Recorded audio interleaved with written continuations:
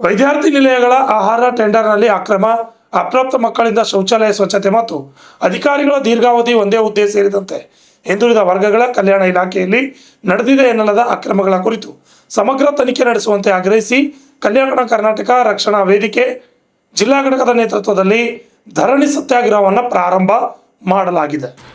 ಕಲಬುರಗಿ ವಿದ್ಯಾರ್ಥಿ ನಿಲಯಗಳ ಆಹಾರ ಟೆಂಡರ್ನಲ್ಲಿ ಅಕ್ರಮ, ಅಪ್ರಾಪ್ತ ಮಕ್ಕಳಿಂದ ಶೌಚಾಲಯ ಸ್ವಚ್ಛತೆ ಮತ್ತು ವಿದ್ಯಾರ್ಥಿಗಳ ದೀರ್ಘಾವಧಿ ಒಂದೇ ಹುದ್ದೆ ಸೇರಿದಂತೆ ಹಿಂದುಳಿದ ವರ್ಗಗಳ ಕಲ್ಯಾಣ ಇಲಾಖೆಯಲ್ಲಿ ನಡೆದಿದೆ ಎನ್ನಲಾದ ಅಕ್ರಮಗಳ ಕುರಿತು ಸಮಗ್ರ ತನಿಖೆ ನಡೆಸುವಂತೆ ಆಗ್ರಹಿಸಿ ಕಲ್ಯಾಣ ಕರ್ನಾಟಕ ರಕ್ಷಣಾ ವೇದಿಕೆ ಜಿಲ್ಲಾ ಘಟಕದ ನೇತೃತ್ವದಲ್ಲಿ ಧರಣಿ ಸತ್ಯಾಗ್ರಹ ಹಮ್ಮಿಕೊಂಡು ಅಧಿಕಾರಿಗಳ ವಿರುದ್ಧ ಕ್ರಮಕ್ಕೆ ಆಗ್ರಹಿಸಲಾಯಿತು.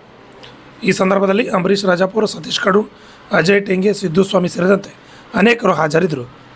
Bureau report, RJ32 Kannada news, Kalaburagi.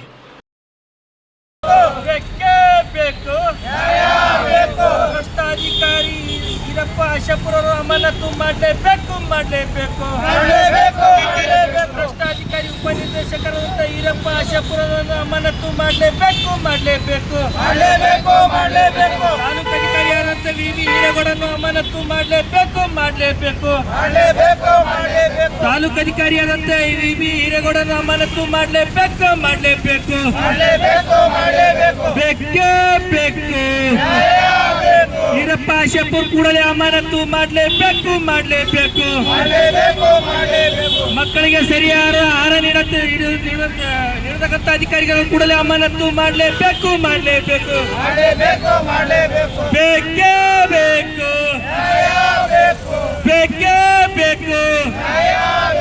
ಭ್ರಷ್ಟಾಧಿಕಾರಿಗಳನ್ನು ಕೂಡಲೇ ಅಮಾನತು ಮಾಡಲೇಬೇಕು.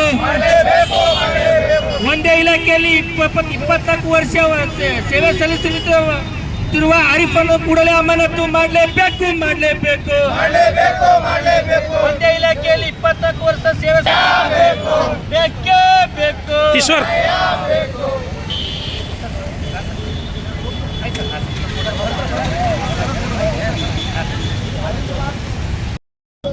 ಇಂದು ಕಲ್ಯಾಣ ಕರ್ನಾಟಕ ರಕ್ಷಣಾ ವೇದಿಕೆ ವತಿಯಿಂದ ಕಲಬುರಗಿ ಜಿಲ್ಲಾ ಪಂಚಾಯತ್ ಕಚೇರಿ ಮುಂದೆ ಧರಣಿ ಸತ್ಯಾಗ್ರಹ ಕಾರ್ಯಕ್ರಮ ಇವತ್ತಿನ ದಿವಸ ಹಮ್ಮಿಕೊಂಡಿದ್ದೇವೆ. ಇವತ್ತಿನ ದಿನ ನಮ್ಮ ಧರಣಿ ಸತ್ಯಾಗ್ರಹ ಉದ್ದೇಶ ಏನಪ್ಪ ಅಂತಂದರೆ, ಕಲಬುರಗಿ ಜಿಲ್ಲೆಯಲ್ಲಿ ಹಿಂದುಳಿದ ವರ್ಗಗಳ ಕಲ್ಯಾಣ ಇಲಾಖೆಯಲ್ಲಿ ಸುಮಾರು 120 ಹಾಸ್ಟೆಲ್ಗಳು ಏನಪ್ಪ ಅಂತಂದರೆ ಈ ಜಿಲ್ಲೆಯಲ್ಲಿ ಈಗಾಗಲೇ ಇರ್ತಕ್ಕಂಥದ್ದು ತಮಗೆಲ್ಲ ಮಾಧ್ಯಮದ ಮುಖಾಂತರ ಗೊತ್ತಿರುವಂಥ ವಿಷಯ.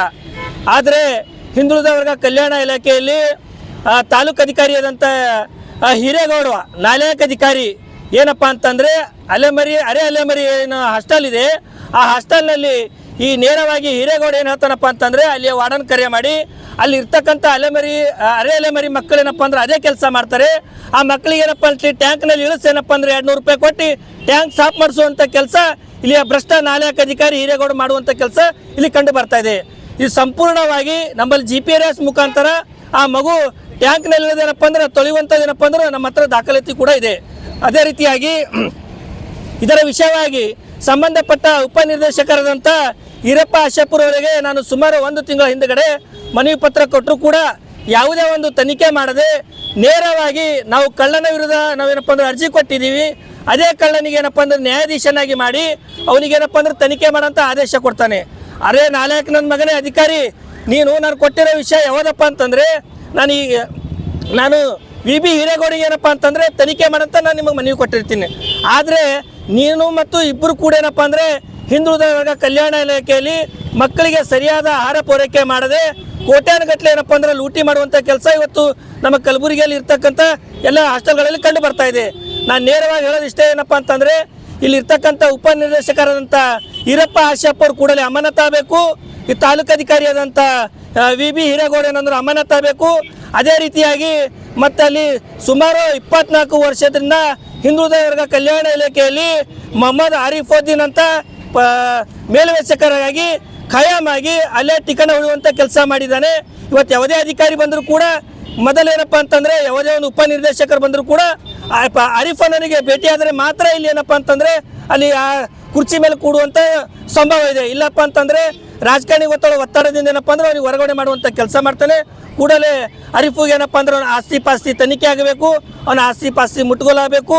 ಅದೇ ರೀತಿಯಾಗಿ ಇನ್ನೊಬ್ಬರು ವ್ಯಕ್ತಿ ಅಂದರೆ ಸೌರಿ ರಜಾನ್ ಕೆ ಅಂತ ಆ ಕೇಂದ್ರೀಯ ಭಂಡಾರ ಏನು ಕಾಂಟ್ರಾಕ್ಟರ್ ಮಾಲೀಕನಿದ್ದಾನೆ, ಒಂದು ನಾಲಾಯಕ ಮಾಲೀಕ ಏನು ಮಾಡ್ತಾನಂದರೆ ಈ ಹಾಸ್ಟೆಲ್ಗಳಿಗೆ ಯಾವುದೇ ಒಂದು ಆಹಾರ ಪೂರೈಕೆ ಏನಪ್ಪ ಅಂದ್ರೆ ನೇರವಾಗಿ ಹಾಸ್ಟೆಲ್ ಕೊಡಬೇಕು. GPRS ಮುಖಾಂತರ ಮಕ್ಕಳಿಗೆ ಏನಪ್ಪ ಅಂದ್ರೆ ಆಹಾರ ಧಾನ್ಯಗಳನ್ನು ತಲುಪಿಸೋಂಥ ಕೆಲಸ ಮಾಡಬೇಕು.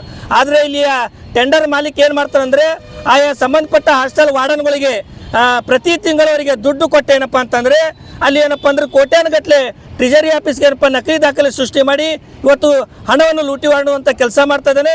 ಕೂಡಲೇ ಇವು 4 ಬೇಡಿಕೆಗಳಿಗಾಗಿ ಇವತ್ತು ನಿರಂತರವಾಗಿ ಜಗತ್ ಜಿಲ್ಲಾ ಪಂಚಾಯತಿ ಕಚೇರಿಯ ಮುಂದೆ ಹಗಲು ರಾತ್ರಿ ನಾವು ಸತತವಾಗಿ ನ್ಯಾಯ ಸಿಗುವವರೆಗೂ ನಾವು ನಿರಂತರ ಧರಣಿ ಮಾಡ್ತೀವಿ ಅಂತ ಈ ಸಂದರ್ಭದಲ್ಲಿ ಹೇಳಕ್ಕೆ ಇಷ್ಟಪಡ್ತಾ ಇದ್ದೇನೆ.